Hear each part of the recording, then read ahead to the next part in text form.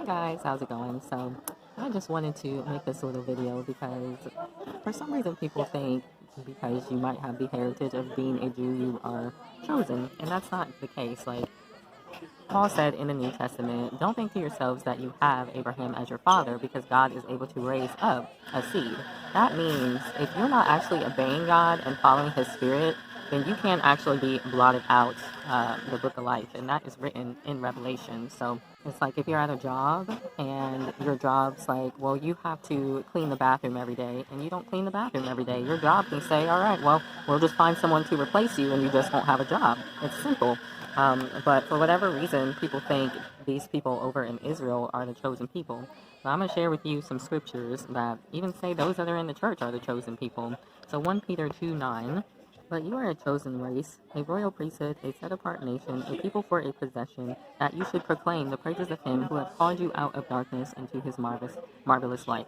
So my question is, if you are a secular Jew in Israel, and you are not worshiping God, in fact, you are partaking in so many sins, you're not his child, are you chosen?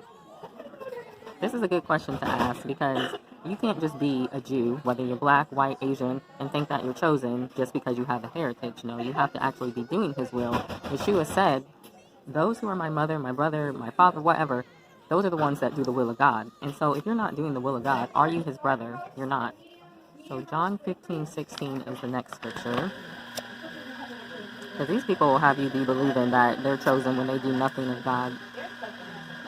John 15:16 says, you did not choose me, but I chose you and appointed you that you should go and bear fruit, and that your fruit should remain, so that whatever you ask the Father in my name, he might give you. So if you are not a believing Jew, you're someone that, again, is out in the world practicing sin, or just a non-believer in general. You don't even have to be a Jew. Are you bearing fruit? God chose us to bear fruit. The only way to bear fruit is to remain in him. And so if you're not in him, can you bear fruit? Are you therefore chosen? You're not chosen. So anyone that joins Israel becomes Israel.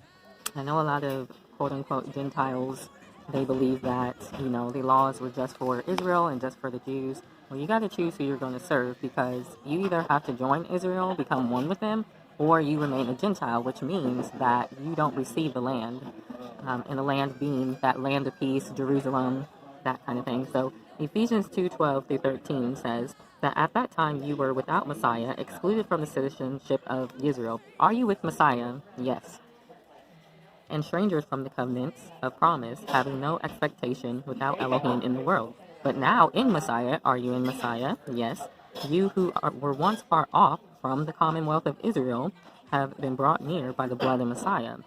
And this confirms what's going on in Ezekiel 47. Let's see if I can find it. Ezekiel 47:21 through 23. And you shall divide this land among yourselves according to the tribes of Israel. And it shall be that you divide it by lot as an inheritance for yourself and for the sojourners who sojourn in your midst and who bear children among you. And they shall be to you as native borns among the children of Israel. So anyone who is a sojourner, a stranger, a Gentile that's rolling with Israel, they are considered a native born and they will get a portion of the land. I will continue reading.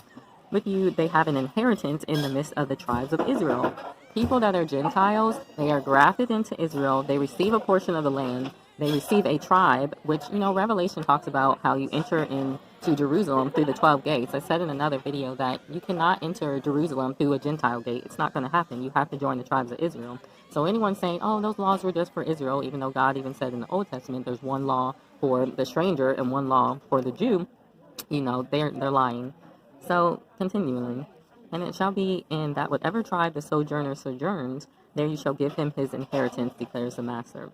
So, people that want to exclude others from Israel, they want to say, oh, well, I have the heritage, and, it's cool that you have the heritage, but it doesn't really do you much good if you're not actually following God. And so God, he calls a lot of people, but he also says in Matthew 22:14, for many are called, but few are chosen. So yeah, all the people in Israel can be called. All the black Hebrew Israelites can be called. But does that mean that they're going to be chosen? Not necessarily. So those that are actually chosen are going to be the ones that are doing the will of God.